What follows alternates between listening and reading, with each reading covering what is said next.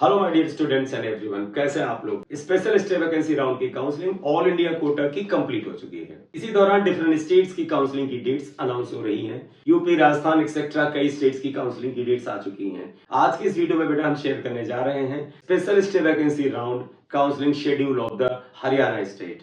Haryana state का special stay vacancy round की counselling का schedule for the MBBS and BDS courses के लिए आ चुका है।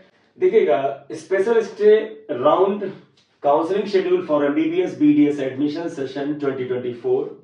अब मेन पॉइंट देखिएगा, candidates applying under BCA BCB category should submit creamy non creamy layer certificate issued by the competent authority as per the government of the Haryana notification, जो कि 16 जुलाई 2024 को आया था by the department of welfare schedule caste and backward classes. यानी अगर आप में से स्टूडेंट्स को बीसीए और बीसीबी कैटेगरी का लाभ लेना है, रिजर्वेशन का लाभ लेना है, तो आपको क्रीमी लेयर और नॉन क्रीमी लेयर का जो सर्टिफिकेट है वो बनवाना पड़ेगा, right.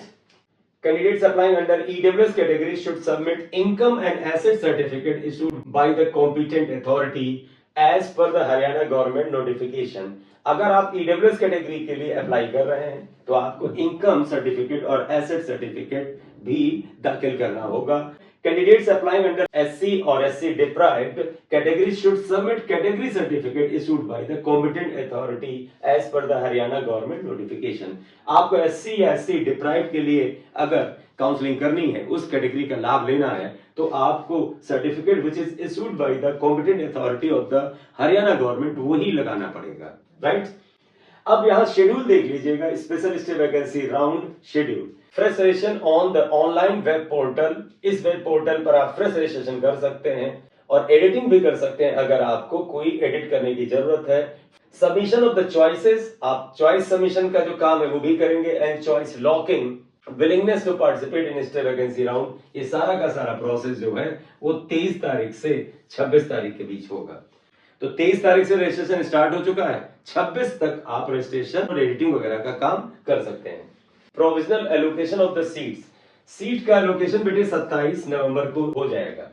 Grievances if any on the provisional allocation list, ये 27 को ही आपका अगर कोई ग्रीवेंसेस है, आपको लगता है उसमें जिन स्टूडेंट्स को सीट दी गई है उसमें कुछ गड़बड़ लग रही है, तो आप ग्रीवेंसेस को 27 तक वहां पर फाइल कर सकते हैं। Online deposition of the tuition fees only through the admission web portal, आपको सीट मिल जाती है, आपको एडमिशन मिल जाता है, तो ऑनलाइन मोड में आपको ट्यूशन फीस जमा करनी होगी और इसकी डेट्स है 27 नवंबर से 30 नवंबर तक और शाम को 5 बजे तक आप जमा कर सकते हैं। Document verification of the candidates who have been provisionally allotted seats and paid the requisite provisional tuition fee online through the admission web portal only। तो आपके डॉक्यूमेंट का वेरिफिकेशन, यानी जो कैंडिडेट सीट अलॉटमेंट पा चुके हैं और उन्होंने बेटा ट्यूशन फीस भी सबमिट कर दी है, तो उनका ये पूरा का पूरा प्रोसेस जो है वो 1 दिसंबर को मॉर्निंग 9 ऑनवर्ड में स्टार्ट होगा। आपको कहां पहुंचना होगा? सुश्रुत ऑडिटोरियम, पंडित बीडी शर्मा यूएचएस रोहतक। आपको इस इंस्टीट्यूट में पहुंच करके इस ऑडिटोरियम में जाकर के अपना सारा का सारा डॉक्यूमेंट वेरिफिकेशन कराना है। तो प्रोसेस ऑफ रजिस्ट्रेशन 23 तारीख से स्टार्ट हो चुका है, उसको आप करें और अभी 1-2 दिन का टाइम आपके पास है 26 तारीख तक, और प्रोसेस ऑफ रजिस्ट्रेशन के बाद आप स्पेशल स्टे वैकेंसी राउंड में पार्टिसिपेट कर सकते हैं। कुछ इंपॉर्टेंट पॉइंट्स हैं वो आप देख लें। The personal appearance of the candidate along with the all original documents in front of the admission committee at Pandit Bhagavad Dayal Sharma University of Health Sciences Rohtak is mandatory, failing which his or her candidature will not be considered। तो आपका बेटा जो personal appearance है, यानी physically candidate को personally जाकर के Pandit Bhagwat Dayal Sharma university में प्रेजेंट होना पड़ेगा। अगर आप बेटा इस स्थान पर फिजिकली प्रेजेंट नहीं होते हैं अपने ओरिजिनल डॉक्यूमेंट्स के साथ, तो फिर आपका कैंडिडेचर कैंसिल मानिए आप। Any amendments by the state government, government of India, ministry of health and family welfare, NMC DC shall be applicable. इस दौरान अगर किसी तरह का भी नियमों में change government of Haryana, government of India या उसके ये विभाग करते हैं तो वो एप्लीकेबल होंगे। It is informed that the aspiring candidates should regularly visit the website of the Pandit Bhagwat Dayal Sharma University of the Health Sciences, Rohtak. आपको एडवाइस किया जाता है कि आप इस वेबसाइट पर एक रेगुलर इंटरवल पर विजिट करते हैं, जिससे कि नई इंफॉर्मेशन कोई हो, नया नोटिफिकेशन हो, आपको पता चलता रहे। एडमिशन की जो वेबसाइट है इसमें भी आप देखते रहें, और अदर जो वेबसाइट्स ये हैं इनको आप देख सकते हैं। Any admission made by any private medical, dental, educational, research institute, including those under private universities in the state at its own level, shall not be valid, and such admission shall be considered as null and void. कोई private medical college या dental college बगैर बेटा जो state की counselling है, जो all India की counselling है, उसके अलावा अगर डायरेक्ट आपको एडमिशन दे देता है तो वो एडमिशन आपका वैलिड नहीं है। यानी आपका एडमिशन बेटा एमबीबीएस या बीडीएस इस तरह के कोर्स में केवल और केवल ऑल इंडिया काउंसलिंग के थ्रू या उस स्टेट की जो प्रॉपर काउंसलिंग का प्रोसेस है कंसर्न अथॉरिटी के द्वारा, उसी के थ्रू हो सकता है। कोई भी कॉलेज अपने एडमिशन डेस्क पे बैठ करके डायरेक्ट एडमिशन नहीं ले सकता। अगर किसी कॉलेज में ऐसा एडमिशन हुआ है, अगर आप में से किसी विद्यार्थी ने इस तरह से एडमिशन लिया है, तो उसे आप नल एंड वॉइड समझिए, वो एडमिशन फेक एडमिशन है। ठीक है बेटा, अब थोड़े से इंपॉर्टेंट रूल्स पढ़ लेते हैं। The candidates who have already registered themselves for the round 1, round 2, round 3 and stray vacancy round and wish to participate in special stray round shall not require to register again. आपने round 1 से stray vacancy round तक अगर registration कर रखा था तो आपको दोबारा रजिस्ट्रेशन करने की जरूरत नहीं है। The candidates who have been allotted seats to them in the round 3 and stray round in state counseling shall not be eligible to participate in special stay vacancy round counseling. अगर आपको Haryana state की round 3 की counselling में कोई seat allot हुई है या stay vacancy round में सीट अलॉट हुई थी, तो आपने एडमिशन लिया हो या नहीं लिया हो, आप स्पेशल स्टे वैकेंसी राउंड में पार्टिसिपेट नहीं कर सकते। The candidates who have already joined on any seat allotted to them up to stay vacancy round through all India counseling, any seat or any state counseling shall not be eligible to participate in special state vacancy round counseling even after the resignation. अगर आपने बेटा all India Kota से या किसी other state में कोई भी seat join कर रखी है up to stay vacancy round तक, मतलब आपको मान लीजिए स्टे वैकेंसी राउंड में कोई सीट मिली थी, आपने उसे ज्वाइन किया था और अब आप चाहे रिजाइन भी कर दें तो आप स्पेशल स्टे वैकेंसी राउंड में नहीं आ सकते। आप इसके पहले राउंड 1, राउंड 2, राउंड 3 किसी भी लेवल पर अगर ऑल इंडिया कोटा या दूसरे स्टेट में सीट ज्वाइन की थी, उसके बाद आपने अगर रिजाइन भी किया हो, तो अब आप पार्टिसिपेट नहीं कर सकते स्पेशल स्टे वैकेंसी राउंड में। All candidates already registered irrespective of their admission status and freshly registered candidates who wish to participate in special stay round of the counseling and want to opt for the state quota seat in only government or government aided medical college or dental college shall be required to deposit online an amount of rupees 10,000, 5,000 for SC deprived, BCA, BCB, EWS, PWBD of the Haryana state, and if the candidate wishes to also opt for the state quota seats, management quota seats in medical or dental colleges, including private universities, then he or she shall have to deposit online an amount of 1 lakh. देखिए, आप government medical college के लिए या government aided college के लिए choice filling करना चाहते हैं, स्पेशल स्टे वैकेंसी राउंड में 10,000 की सिक्योरिटी मनी जमा करनी होगी। अगर आप इन कैटेगरीज में आते हैं तो 5,000 की सिक्योरिटी मनी जमा करनी है। अगर आप प्राइवेट में भी चॉइस फिलिंग करना चाहते हैं, प्राइवेट एमबीबीएस और बीडीएस में, तो 1 लाख रुपए की सिक्योरिटी मनी डिपॉजिट के लिए। In case of the failure of any registered candidate to deposit the requisite security amount, they will not be considered eligible to participate in the special stay vacancy round. तो security money अगर आपसे नहीं पे हुई तो फिर आप choice filling के लिए या काउंसलिंग प्रोसेस को आगे तक करने के लिए एलिजिबल नहीं होंगे।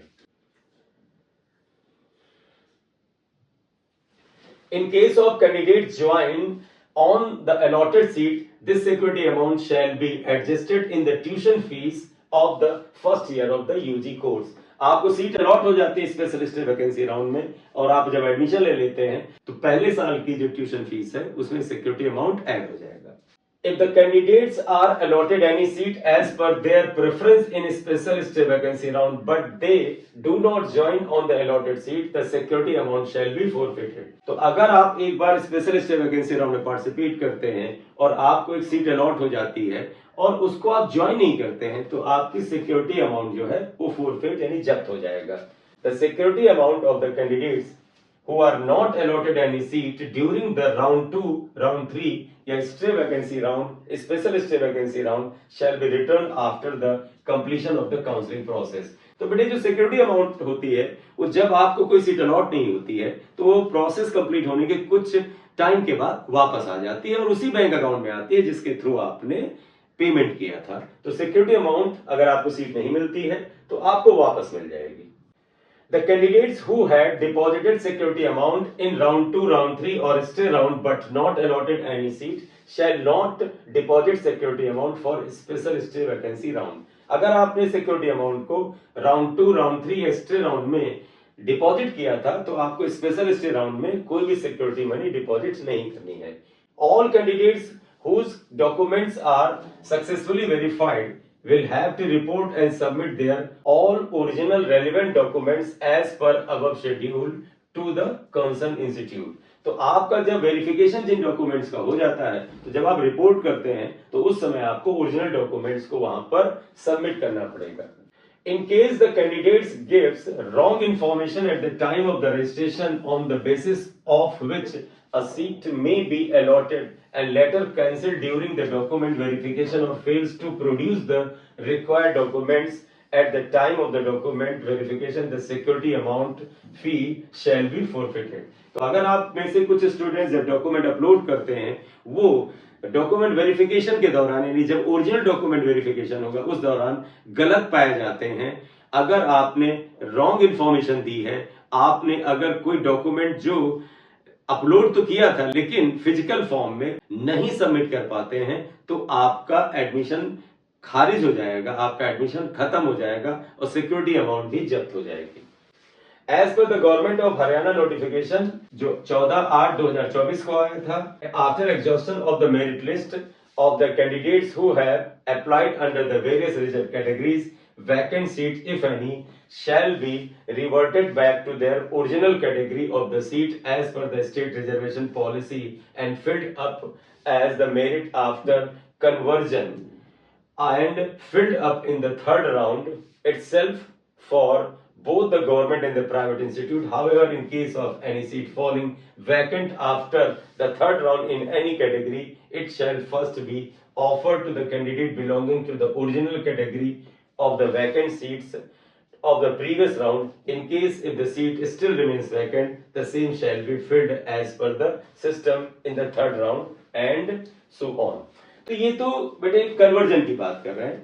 बेटा किसी कैटेगरी में कुछ सीट्स अगर खाली हो जाती हैं तो थर्ड राउंड या उसके बाद के राउंड में वो कन्वर्ट हो जाती हैं एक नियम के तहत, जिनमें मोस्ट ऑफ द केसेस क्या होता है, सभी कैटेगरीज की सारी सीट्स जो हैं वो अक्सर अनरिजर्व कैटेगरी में कन्वर्ट हो जाती हैं अगर उन सीट पर कोई कैंडिडेट नहीं मिलता है. तो ये कन्वर्जन रूल के लिए बताया गया है, इसमें आपका कोई कंसर्न नहीं है क्योंकि सिस्टम में ये रूल पड़ा होता है और वो सिस्टम ऑटोमेटिकली कन्वर्ट कर देता है राउंड 3 या उसके बाद.